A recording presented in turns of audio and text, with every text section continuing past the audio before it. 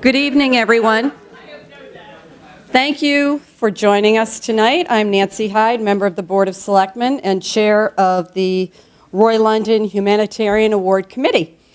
Tonight, I'd like to welcome you all to the 8th annual Roy London Humanitarian Award Night. Tonight's presentation will be recorded by the Westwood Media Center, so if you didn't see enough of us, you can watch it again and again afterwards. I want to note that the beautiful lilacs on the table are from the yard where Roy used to live in Westwood. We usually try to get his favorite dahlias, but the weather hasn't cooperated. They're not quite ready yet, so we have lilacs from his yard. So it's just a little memory of Roy. Each year, the Roy London Humanitarian Award Committee takes great delight in hosting this event, where we give out this prestigious award to individuals and organizations who embody the personal qualities of Roy London. For 8 years now, we've had the opportunity to recognize the best of the best humanitarians in town who in their individual or group ways make a difference in the lives of others. They don't do this for the recognition, but they do it for the pure desire to be helpful to others. These people and organizations are truly inspirational to all of us. Serving on the Roy London Committee with me this year are Marge Aramo, Danielle Sutton, Todd Danforth, Mike Gillette, and a few past recipients of this award, Barb Delisle, Megan Liccamelli, Colleen Campion, and Barbara Waterhouse. I want to thank these wonderful people for serving on our committee. I would also like to thank Christine McCarthy, who's flying in right now, for all, thank you, Christine, for all she has done to keep us on track, coordinate the nomination process, and actually plan tonight's evening event. I'd like to take a moment before I go further just to pause for a moment to acknowledge Joe Clancy, a dear friend of all of ours who recently passed away. Joe was one of the founding members of this committee and a friend to everyone. And I think that hopefully he's looking down on us and happy that we continue on with this legacy to recognize Roy.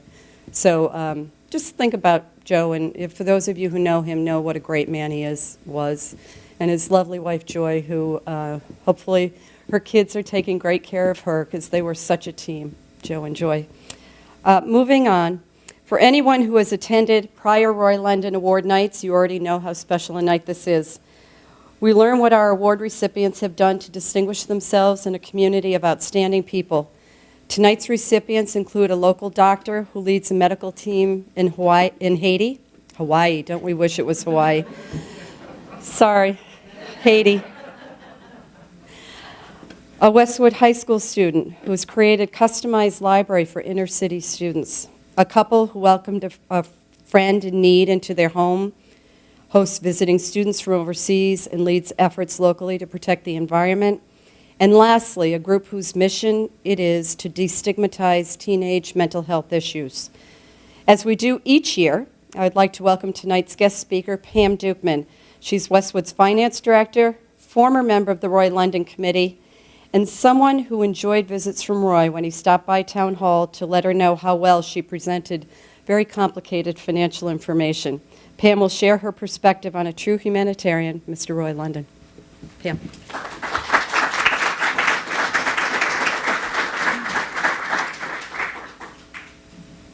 Good evening. I'm delighted to be the guest speaker this year for the annual Roy London Humanitarian Award. Now, many of you have heard me speak at various meetings. I always talk about numbers and finances. I have lots of charts and graphs. So I want to say right up front, none of that tonight, okay? Don't worry, we're not going to have any of that. Tonight, we are here to celebrate our amazing recipients and to remember the kind and generous spirit of Roy London. I knew Roy well, as Roy was a great friend to town government. So he was a frequent visitor to Town Hall, stopping in to catch up and check in on the latest projects or issues going on. But Roy was also my neighbor. When I moved to Westwood over 20 years ago, Roy was one of the first neighbors I met. I could look right across my backyard over the fence and see Roy's house. And within days of moving in, Roy and his wife Ellie called to invite me and my husband and my son, who was just a toddler at the time, over to their house for coffee.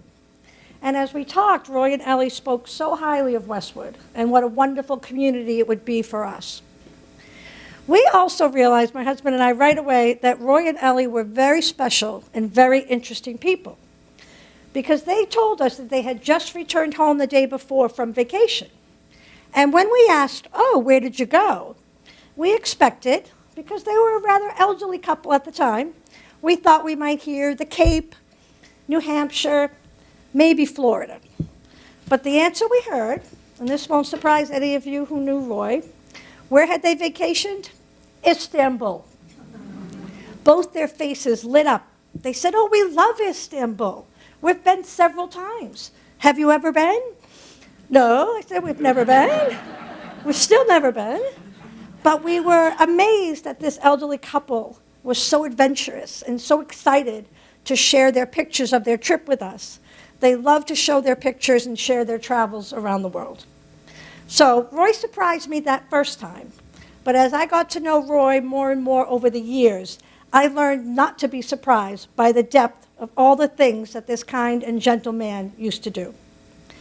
Roy did a tremendous amount of volunteer work for the town and Greater Boston community. He served on many town boards, including the Finance and Warrant Commission, the Public Works Study Committee, the Personnel Board, the Sheehan School Site Council, and the Historical Society. Roy was also on the Board of Directors for LifeWorks, or SNARC, here in town, an organization that provides housing and work opportunities for individuals with disabilities. Roy was also a very active member of First Parish Church and served over the years as trustee and moderator, and served as a member of the selection committee for new pastors. But Roy's service went beyond just sitting on various boards and being involved with many organizations. Roy had such a personal touch with all his service. For his town government work, Roy would come into town hall and meet with department heads and staff. He really wanted to understand the issues, and he wanted the staff to know what an issue really meant for those out in the community. Roy was also encouraging and wanted you to feel good about your work. As Nancy mentioned, Roy would often send me a handwritten note after I did a budget presentation, or after he and Ellie attended a meeting or watched one on cable TV. They actually did. They would sit and watch the meetings. One note he wrote said to me, "Good work. We watched you on TV last night. You did a great job, and we are lucky to have you." How nice is that? And Roy did that, I know, many times for many, many different people. Roy and Ellie were also excellent gardeners, and when their dahlias bloomed, Roy would bring those into town hall and the library. And being neighbors, Ellie would often call over to me and say, "Are your dahlias out?" No, mine were not out, Ellie. Roy was the first to volunteer when a resident needed help in town, organizing meals and rides for a neighbor in need. He was also in attendance at town and church meetings and election forums. And Roy never missed an award ceremony, a retirement party, or a funeral. Really, Roy's community service and involvement were everywhere, through deeds large and small. And Roy's activity continued right up to the end of his life. I remember when Westwood got a new state representative, and Roy was in my office the next day talking about the election, and he said, "Oh, I called the new rep this morning to invite him to come out to LifeWorks. I wanted him to see the good work they do so that he understands." And I thought Roy was probably the first call that new rep got. And even in his final years, Roy moved to Fox Hill Village. And right away, he began organizing events where he'd have town and school officials come to Fox Hill to speak and tell residents what was happening in town. Roy so deeply cared about our community and helping others. He always wanted to understand the issues and do more to help, and he was always encouraging others to participate. And Roy did all this with a very kind and gentle manner, always with a smile, an encouraging word, a thank you note, a phone call, flowers. And so tonight, we honor residents in our community who continue to provide amazing service to others. And if Roy was still with us, he'd be at this meeting. He would love this night. If Roy had seen the newspaper write-up of Hannah Patterson's volunteer work to tutor and read to impoverished children in Boston, he would have sent you a note, Hannah, applauding your service. Roy would have visited with the foreign exchange students that Pam and Peter Kane have hosted. He would have loved talking to them about the world and taking them to interesting sites in town. And Roy would have been a regular participant in both the Mini Walk for Hunger, organized by Dr. Greenwald, and the I Am Strong annual 5K walk and fun run. Roy loved and appreciated all efforts to help others and make this world a better place, and he would be thrilled that these efforts were being recognized. Each year, this award night comes the week after town meeting. And some years, town meeting can be difficult, with different people and groups having different approaches on how Westwood should proceed with an issue or a budget item or a project, and sometimes that can be discouraging. But then we have this night, and here we are so strongly reminded that this is Westwood, that people sharing, doing for others, working to create a warm, caring community. This is Westwood. So this night and these people, this is what people really mean when they say Westwood is a special place. So tonight we congratulate all the recipients for all you do. And I want to thank the Board of Selectmen for creating this award and hosting this annual event, which allows us to remember the kind and generous spirit of Roy London. Thank you.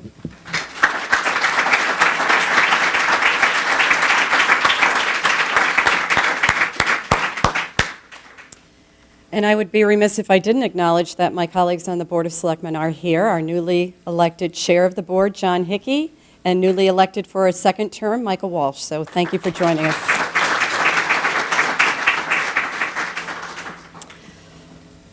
Everybody ready? You're all nervous? Don't be nervous. This is fun. What we do each year is one of the members of the committee makes the presentation of an award to the award recipients. And I'd like to start with Colleen Campion, a London Award recipient herself. And I think Todd Dampworth last year coined it's either the Roy Award or the London Award. I'm going to call it the London Award tonight. So to present the first London Award, Mrs. Campion.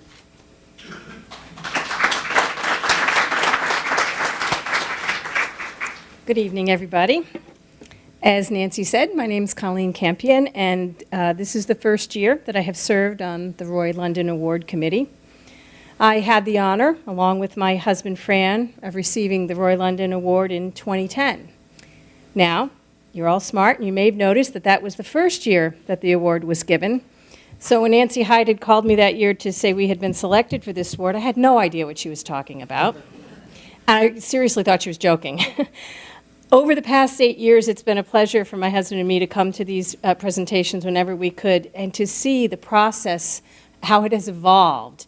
You know, in fact, we noticed that the first year, they didn't let the recipients say anything. So you better watch out, because now I've got the microphone. No, don't get nervous. Seriously, though, had I been given the opportunity at that point, I would have spoken of how humbled I was to even be considered for such an award. And now, over the past 8 years, having seen the breadth and depth of the humanitarian work that different honorees have done, it is even more humbling to even have been among people to have received this award. And among one of these very exceptional people is Jeffrey Greenwald, whom I have the distinct pleasure of introducing to you this evening. Jeffrey is a physician, has lived here in Westwood since 1998. With his wife, Suzanne, and his sons, Gabe and Alec, who are in the 5th grade. Is that right? At Sheehan. They were very polite when I monopolized their father for some conversation. Jeff's medical credentials fill an entire web page, but I did note in particular his work with vaccinations and being sure that vaccinations could be distributed in a fair and efficient manner, and other work in HIV and other types of things that just really do reach out to the needs in the society at large. Jeff is very active in the temple here in town, Temple Beth David, and particularly on the Social Action Committee, where he's involved with a couple of activities that really impressed me. The Mini Walk for Hunger, which he has been involved with for about 4 years, and also the Family Table Project that he works with in Canton. One of the things that evolved when I was speaking with Jeff was a clear vision that he has for why he does what he does and what he hopes that will bring to others. And I share some of that with him. I found that we had a lot in common, because his hope was to show to those involved, whether they were parents or children, the real face of the need that they were addressing. Here in Westwood, it is very often difficult for us to teach our children in particular what it is like to have need. You know, what is need for most of us and our children. But Jeff has found that to be an important part of what he does, so that when they do the mini walk for hunger, if they're bringing along donated canned goods, they go to the food pantry to see who it is that they are helping, so that the face of the need is real, that they can see what it looks like. What does that mean to have need here in Westwood? And I think that's a really important lesson for our children and for ourselves as adults as well. So I'm very impressed with the way that Jeffrey has addressed that and incorporated that into the activities that he does. And the same is true of the Family Table Project in Canton, which provides monthly and emergency need to individuals, and particularly with a hope to fulfill their physical needs as well as spiritual needs by providing kosher foods and religious items at the times of the high holidays.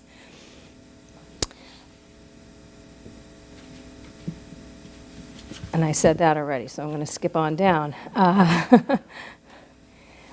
The other project that he has been involved in of note is the Racine Foundation, which works to collaborate with the people of Léogâne in Haiti to improve their physical and mental health in the community and to assist in economic and technology development. Léogâne is located just west of Port-au-Prince in Haiti and was drastically impacted by the 2010 earthquake. You'll remember how terrible the images were coming out of Haiti at that time. 90% of the buildings in Léogâne were damaged or destroyed, and over 30,000 people died. That's really incredible. Jeff has participated with this foundation for several years, and as a physician, he also went down at one point to Haiti to offer his medical services to the people of Léogâne. But again, the piece that really intrigued me was Jeff said, I could go down there many, many times over and offer a week of service at a time. But what's going to be more valuable to the people of Léogâne is if I help the medical professional people on the ground there, mostly nurses, to provide that care themselves. Let's not give them a fish. Let's teach them how to fish. So that outreach, I think, is exemplary, and it's very important for all of us to take note of that. I think that really speaks very highly to Jeff's selflessness in doing this, and even more so because he told me his major work with that foundation is fundraising, and he hates fundraising. So he doesn't like that piece of what he's doing, but he knows the need, and that the reward comes in seeing the progress that happens when the nurses from Léogâne arrive at a rural village with vaccines for the children, or other health care is brought to people who needed it as a result of the fundraising that he has done. So it has been a huge pleasure meeting Jeff and being able to introduce him to you tonight, and I am happy to present to him tonight. Is that what I do next? I'm new here, right? The Roy London Award.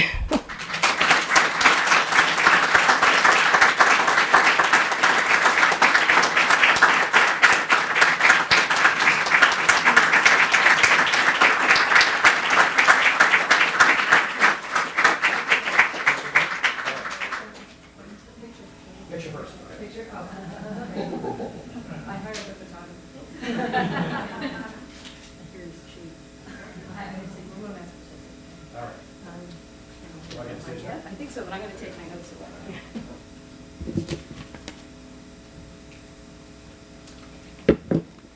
Good evening. It's, I don't think you should ever hear your eulogy before you die. Sort of doesn't get any better than that, so thank you very much. I want to begin by thanking the organizing committee and the selection committee for this tremendous honor. But I also want to say a real thanks to the folks who actually nominated me for this, because to some way it's equally an honor to be recognized by your peers and your friends for the work that you do as to win an award. That in and of itself is amazing and humbling. I also want to congratulate my fellow nominees and awardees, but I want to make a real shout out to Hannah. It's, given the unfortunate excess of job security in the social action activities that we all do, your commitment and your efforts, married with your youth, really offer a tremendous amount of hope and inspiration, sort of in your palpable demonstration of that your generation really cares. And so I want to just make that point clearly, how impressed I am and proud I am of the work that you're doing. So thank you. I stand here tonight really only as a representative of the work that I do and of the numerous people who participate in the efforts that I work on. The board of the Racine Foundation and our nurses in Haiti, the entire planning committee of the Interfaith Walk for Hunger, the infrastructure that is enormous at Jewish Family and Children's Services and their Family Table program. I'm sort of a small piece in a big wheel, and to stand here alone feels somewhat disingenuous, and I want to say that I share this event and this honor with them. I have to add an additional group to my list of thank yous, and of course that's my family. My involvement takes me away from them, whether it's a week in Haiti or a night at a meeting or an event on a weekend. And those times away take their toll.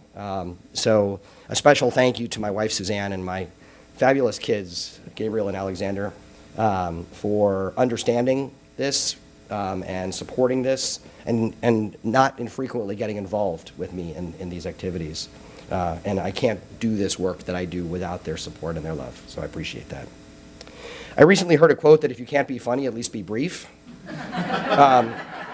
So I want to share one final thought, and that is, as we look at the overwhelming need in our community, our nation, and our world, it can be frustrating and sort of leave us in our tracks. There's a lot out there competing for our attention and asking us to get involved. Our recent election and those around the world have shown us the damage of the rhetoric of hatred, xenophobia, exceptionalism, and isolationism. And as we get barraged by requests for help, I'd ask you to remember just this. Forget the politics. Remember the people. Thank you very much.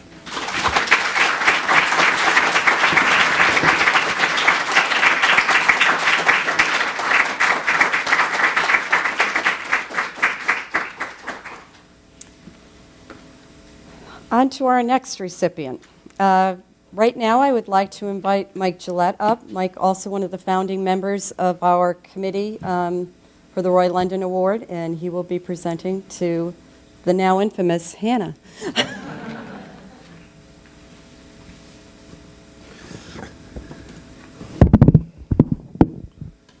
Well, I'm left speechless. Jeff, you said it all. I got nothing left. Now, it's my honor to present the next 2017 Roy London Humanitarian Award recipient, Hannah Patterson. Currently a senior at Westwood High, who demonstrates a true definition of humanitarian and stands out by doing selfless acts during her entire high school career. Hannah has been a member of the varsity swim team, dive team, of Ultimate Frisbee, and of the Spanish Club. She made the honor roll 4 years straight. And during the summer, Hannah works as a lifeguard, a swim instructor, and really enjoys outside and adventures. For the past 3 years, Hannah has gone on month-long trips with groups of 20 teenagers and 5 leaders, backpacking, whitewater rafting, climbing, biking, and kayaking in the mountains of North Carolina, Washington, Oregon, and Alaska.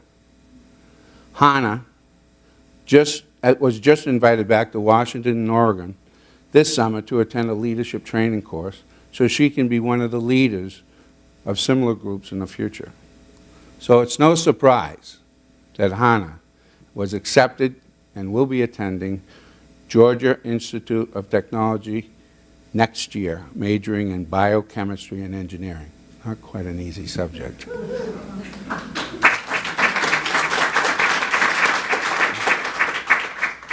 This is where the vast majority of kids her age would stop.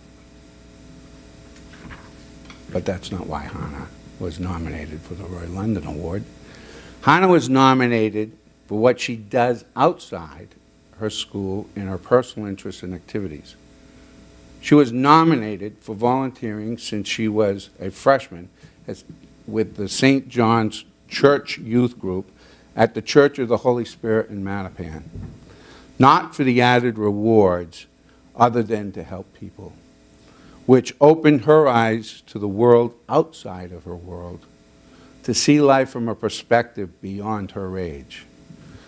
Hannah has been traveling to Mattapan to tutor inner-city children in the Church of the Holy Spirit by helping them with their homework, their reading, their writing, and their math. The overall goal of the tutoring is to teach these children English.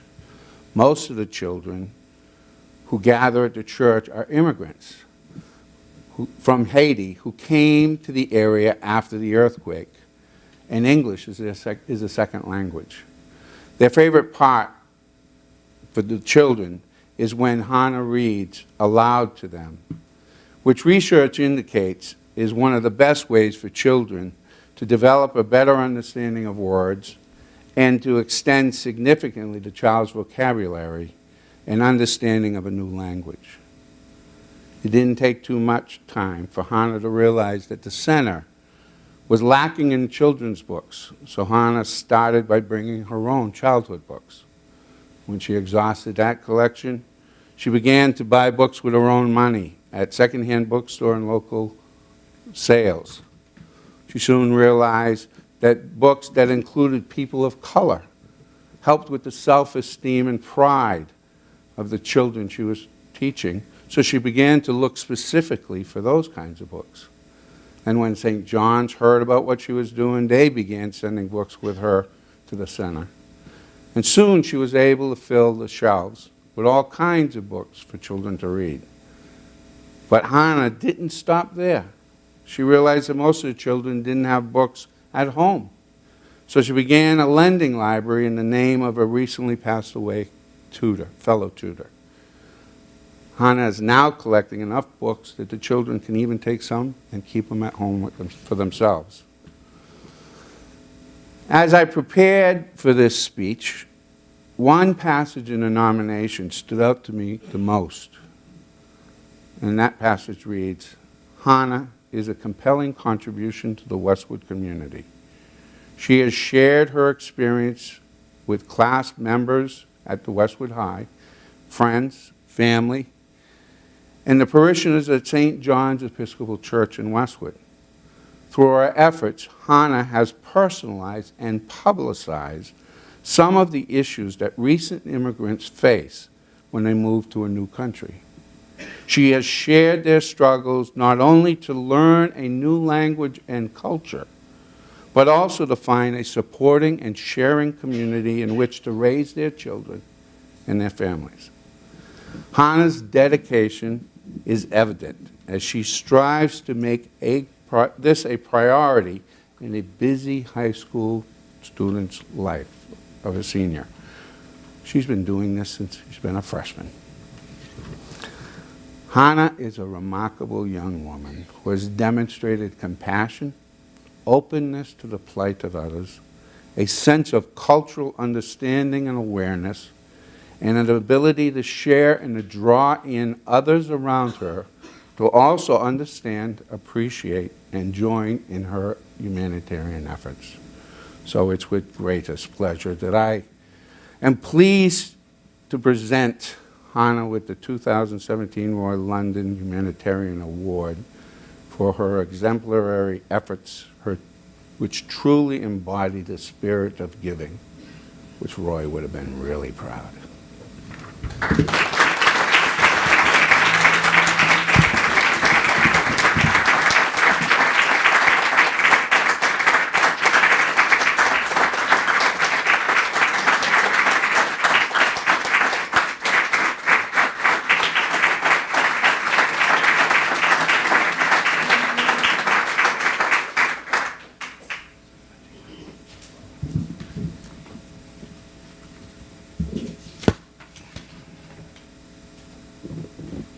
So I really want to thank everybody for nominating and choosing me for this award. It's a huge honor.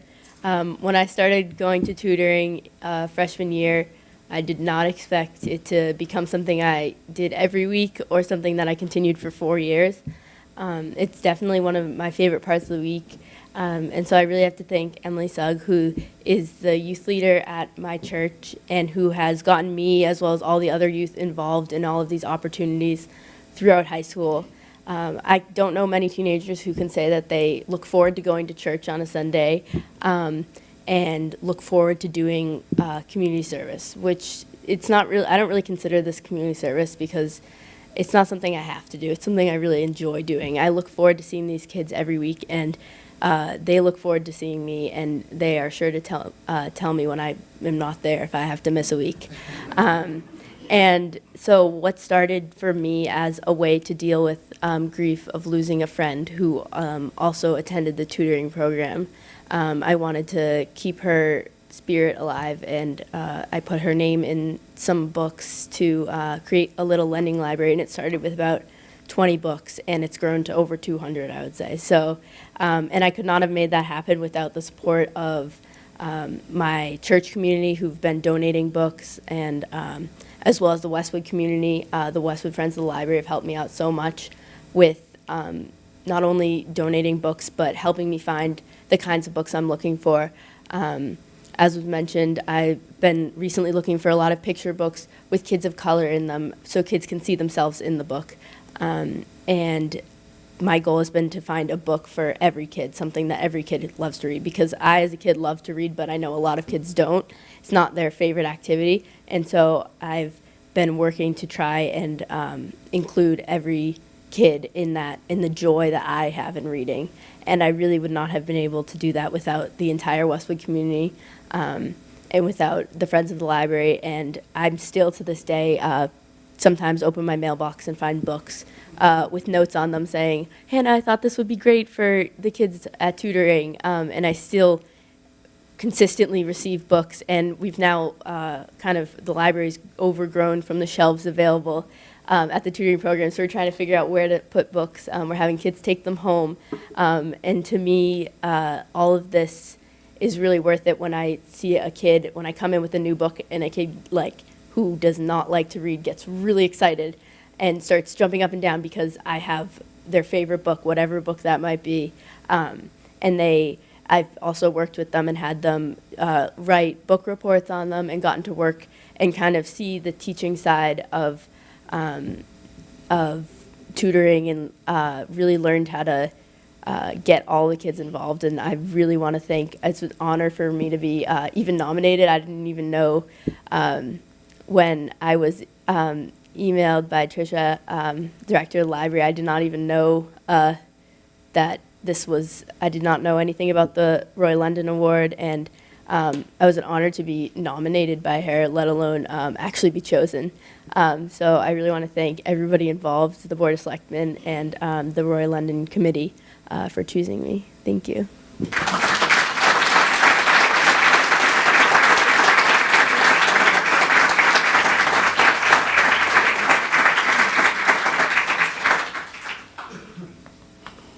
Wow. Hannah, you're great. Good luck at Georgia Tech. Is that it? Yeah, good luck. We keep going. We have some more great recipients. Next, I'd like to invite up Barb Delisle, also an award recipient. I think a couple years ago we surprised her with the award, right? We pulled that off. And she will be presenting to dear friends Pam and Pete Kane.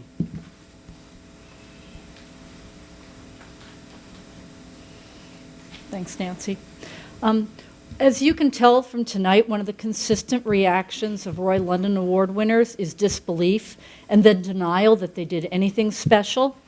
And that's exactly why they're receiving this award, because giving back to their community as well as to the world is just in their DNA. They can't imagine not giving back.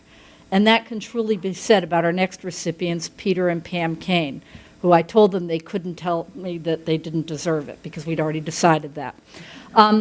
Residents of Westwood since 1979 and 1986, respectively, Pete and Pam are probably best known around town for their commitment to environmental issues. Pete was a founding member of WEAC, the Westwood Environmental Action Committee, an advisory committee to the Board of Selectmen, and both Pete and Pam have served on that committee. They are hands-on, working at the electronics recycling days held at the DPW each year. Pete has long been a proponent of renewable energies and energy conservation and spearheaded the adoption of the stretch code by town meeting, leading the way for Westwood to be designated a green community and making available upwards of $1 million in grants. Over the years, the Canes have opened their home to tours of solar energies and of solar homes and zero net energy homes. And he loves to tell everyone that Eversource owes him money. Some of the first solar panels on public buildings in Westwood, St. John's First Parish, and the main fire station were a result of Pete's involvement. As a member of FinCom, Pete was actively advocated for energy efficiency in new public buildings, including the fire station and the police station, and worked with First Parish, of which he and Pam are members, to create an energy-efficient addition. And I can attest that FinCom still hears Pete's voice when we're looking at any articles that might have environmental implications. What would Pete say? We hear behind us. This is such a passion for Pete that he went back to school and obtained his teaching certification, so he is now in his second year of a new career, teaching science at Norfolk Aggie. He's created courses in environmental science and climate change and has fully immersed himself in the culture of the school, participating in many extracurricular activities. In addition, to no one's surprise, he is spearheading a proposal to place solar panels on the roof at the school. He's also taught classes at Needham Adult Education, sharing his knowledge and passion. And then there's the second half of this dynamic duo, Pam. If you want to get something done, ask a busy person. Pam has been involved with WEAC, as well as the League of Women Voters, for whom she ran the luncheon during their antique shows for many years. At the high school, she managed the brick donation program for the entrance, and now she's doing the same at First Parish for their patio. She's also run the church yard sale, which is really a form of recycling, and the church fair. Pete and Pam have opened their home to the world. They've hosted 4 AFS students who've attended Westwood High School, including 2 after their own kids graduated. Students from Brazil, Thailand, Italy, and now from Finland have all been welcomed into their home and been introduced to American life as well as zero-energy homes. For each student, Pam takes them to Washington to see the sights and sometimes march. And they continue to keep in touch with all of the students. Recently, a close friend of theirs passed away from pancreatic cancer, and his wife, who was from Vietnam, was overwhelmed. Pete and Pam welcomed her into their home and worked with her to teach her how to cope with practical, day-to-day issues, and because of their help, she is now living on her own. Pete and Pam have 2 wonderful children, one of whom is here tonight. Julia, who attends the Coast Guard Academy and is currently stationed in Key West, and Stephen, who is with us tonight, who graduates from Emerson on Sunday. When Pete and Pam married, they both knew they wanted to adopt. So after having Julia, who is their biological child, they adopted Stephen as a baby from Colombia. As they said, there were so many children out there who needed families, it just made sense. I wasn't going to say this, but I asked them what did they consider out of all the things they've done their biggest accomplishment or the thing they're most proud of, and it was having Stephen in their life. So.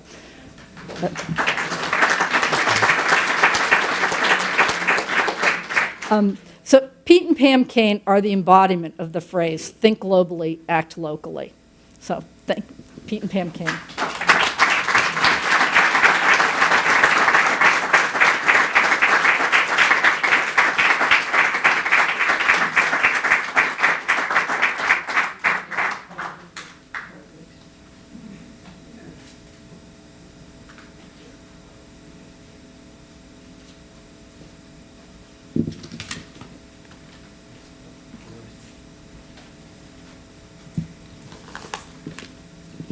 Thank you very much for this award. Thank you for nominating us. I really don't think we deserve this. We're really honored.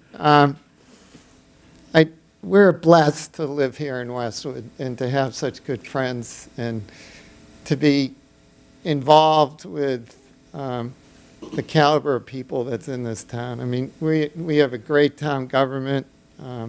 Just a lot of good people doing a lot of good work here in Westwood. And to be associated with anything to do with Roy London's truly an honor. I think receiving this award has really made me reflect on my life and what we've done. And if anything, it's sort of forcing us, I think, to sort of kick it up a bit. Now that we got this award, we sort of have to live up to it. In regards to the exchange students that we've hosted, I mean, that is not a burden at all. It's really a pleasure to host these kids and have these kids in our life. We've certainly benefited a lot from it. I think after Stephen and Julie went off, it definitely helped us keep our marriage. Having another kid in the house, we don't bicker as much, and it's been a great experience. So I'll leave it at that. But thank you very much for this honor. Thank you for all the good work, for all the people on this committee. That we'll try to live up to it. Thank you.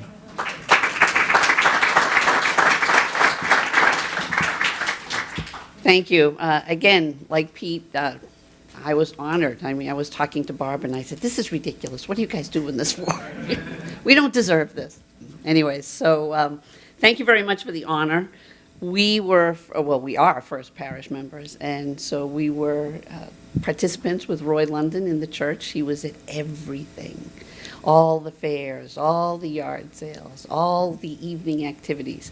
He was a huge supporter not only of the church, but in particular of the music program in the church, which I appreciated as a choir member. He has sponsored concerts at the church to bring music through the church to the community. And I remember once beginning when we were first married, we first had our house, I mentioned that I was planting my gardens. Next thing I know, I have a bag full of bulbs in my garage for the winter so that I could plant them the next year. One thing that I neglected to tell Roy was that I really bought and grew only plants one step up from plastic. So the bulbs, although beautiful, unfortunately did not last. So I think Pete sometimes agrees with my motto, as I've told other people that I deal with and meet. And whenever I make a suggestion for an event that I've been to, and we could do this and we could do that, my motto is that he who complains volunteers. So that's a double-edged sword, because that means I volunteer a lot, but I also complain a lot. Anyways,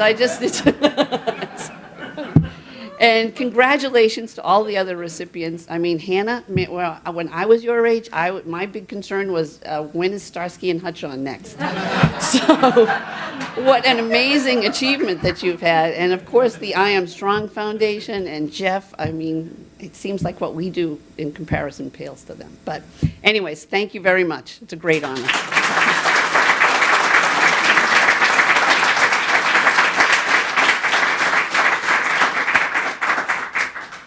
I forgot to say this was also a comedy night, too, huh?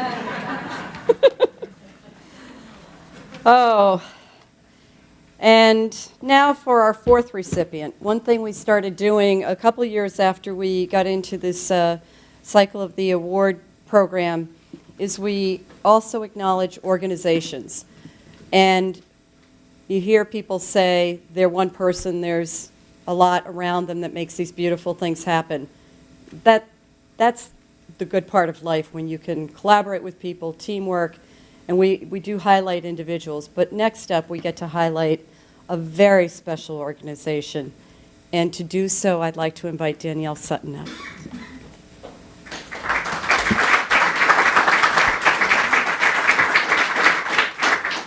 Thank you. So the I Am Strong Foundation was created in February of 2015 after the passing of Isabel Medina, a Westwood adolescent who took her own life. In creating the organization, friends and family sought to open the conversation about adolescent mental health and to shatter the stigma around mental health struggles. The title of the organization, I Am Strong, honors Isabel, as IAM are her initials. In the early days of the organization, the I Am Strong Foundation's presence on social media platforms was met with overwhelming support from the Westwood community. as well as neighboring towns and cities across the country and across the globe. Their first 5K fundraising event, which took place at Westwood High School just 3 months after the organization began, drew over 700 participants. Since that time, I Am Strong has continued to grow and become a significant and positive presence in the mental health arena, funding almost $100,000 in grants and programming to date. I Am Strong grants have brought mental health speakers to schools, provided critical training to school personnel, provided mental health services for teens, supported programs for coping skills for teens in the classroom, as well as funded many other initiatives. In addition to providing much-needed grants, the I Am Strong Foundation sponsors an event each year called Messages of Hope, where community members of all ages gather at the Senior Center to create homemade cards for teens who are receiving inpatient treatment. The organization also sponsors a free event for the community each year featuring nationally known speakers with a goal to support and educate the community around mental health. All of their outreach and grant programs were created with an important goal: to shatter the stigma of mental health struggles and to continue to open the conversation about adolescent mental health. And for those of you who don't know, I work for the town's Youth and Family Services Department. And as someone who works in Westwood with young people and their families around mental health issues, I've been able to see firsthand the significant impact that I Am Strong has had in the community. People who would never before speak openly of their mental health struggles now feel that they have a voice and support in the community to do just that. On behalf of the community and the Roy London Humanitarian Award Committee, it is my pleasure to thank the members of the I Am Strong Foundation who are here tonight: Emily Medina, Karen Jordanides, Carol and Cheryl Morrison-Deutsch, and Antonia Netter. Thank you.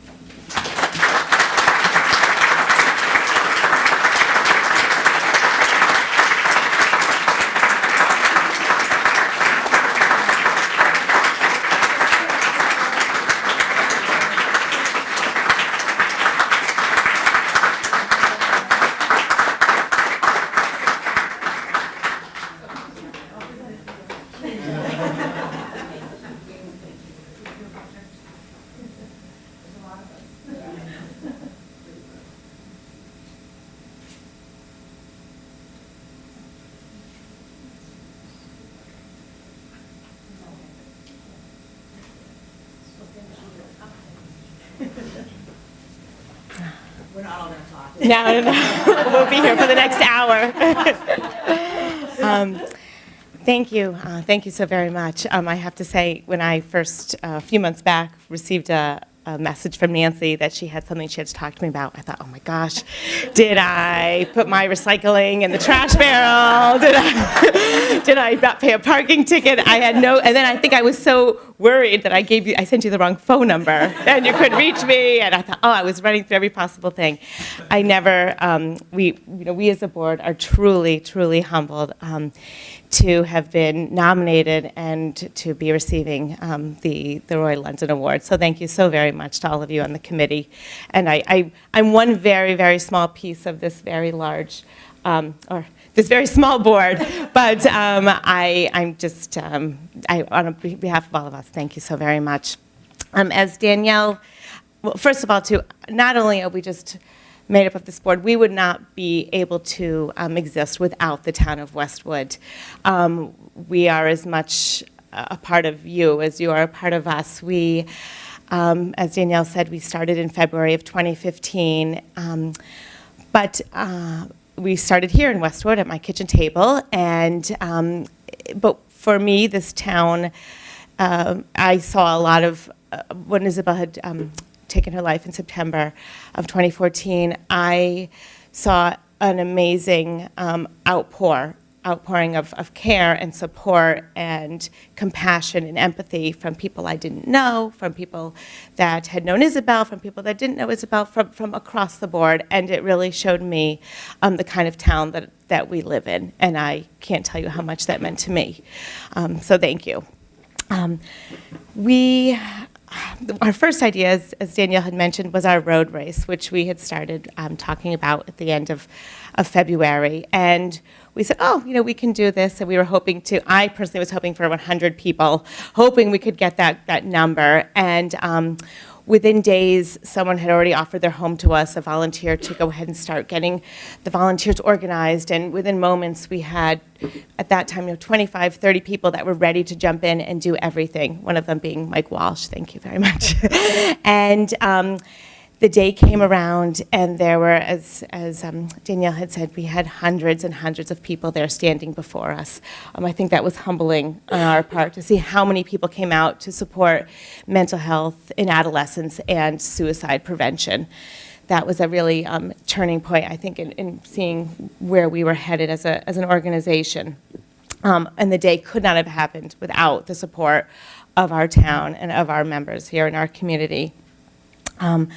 We do, once again, as Danielle mentioned, we do a lot of larger things. We do our Message of Hope event. We support grants. We provide different, funding for different events that go on. But what I think really matters the most, I'm going to speak for all of us here, is the little personal things that we're able to do. We have had, over the past 2 years, probably, I would almost say, really not almost a day goes by that we don't have some kind of, whether it be an email or a message or a phone call from our local residents, just looking for a resource, asking a question, just saying thank you. I am struggling with anxiety. My child, is having a hard time going to school. What do you think? Where should we go? And Westwood Youth and Family Services is one of our our top resources that we offer. And sometimes we just lend a listening ear. I think all of us have had the privilege of doing that, and it's really what actually just today someone said to me, this was just today, you never think these kind of things happen in a town like Westwood, but they do. And it's not always comfortable to talk about, but I hope that the work that we're doing will continue to let others know that they're not alone, and that silence isn't an option, as we say. So thank you so very much to all of you for your nomination, and to, most important, to our town of Westwood, who has been with us since day one, literally. So thank you.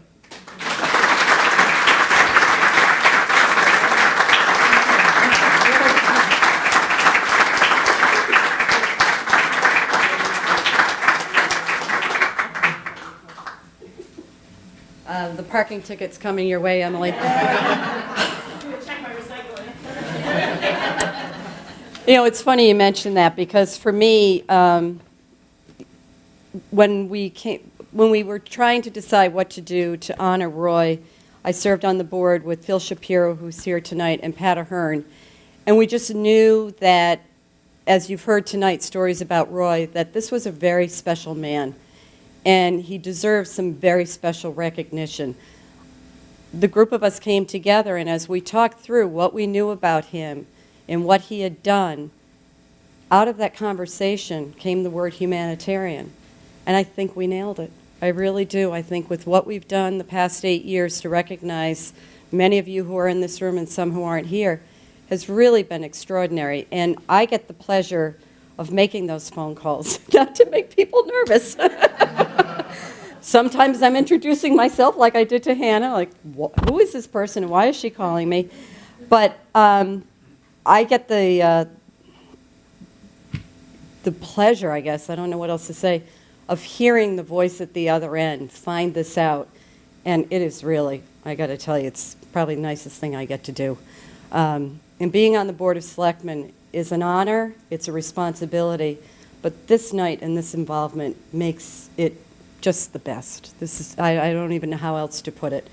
I think the recipients tonight, we can all say, we're very well deserving of this recognition. Even though you're humble and you don't want to acknowledge that, you were very deserving. This is going to be the conclusion of our program tonight. We have a reception, refreshments outside. We have lovely little glass bowls to give the recipients. And I hope you take the time to just congratulate these people and remember them. And I wish you all tremendous success, because if you're living up to the award or just following your heart and continuing to do these things, you're just going to continue to be very special in this world. So Thank you, everybody, for coming, and have a great night. Thanks.